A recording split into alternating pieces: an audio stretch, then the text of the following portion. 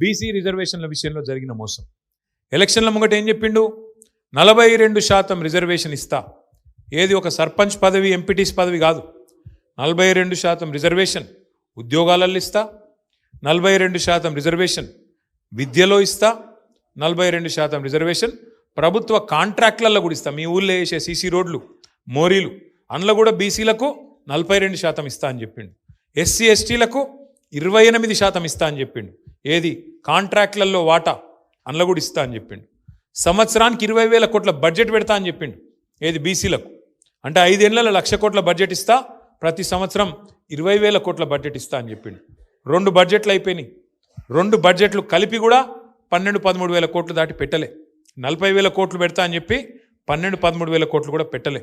దాంతోపాటు రిజర్వేషన్ ఏదో కేసీఆర్ గారు తగ్గించిండు, నేను పెంచుతా, మొత్తం కేసీఆరే అన్యాయం చేసిండు అని అడ్డం పొడువు అసెంబ్లీలో బయట మాట్లాడిండు. మీరు చూసే ఉంటారు. కేసీఆర్ గారు ఉన్నప్పుడు ఆనాడు పంచాయతీ ఎన్నికల్లో 24% రిజర్వేషన్ ఉండే బీసీలకు. మరి ఇలా ఎంత ఉన్నది బీసీలకు పంచాయతీల ఎన్నికల్లో? చెప్పిందేమో 42, ఇచ్చిందేమో 17.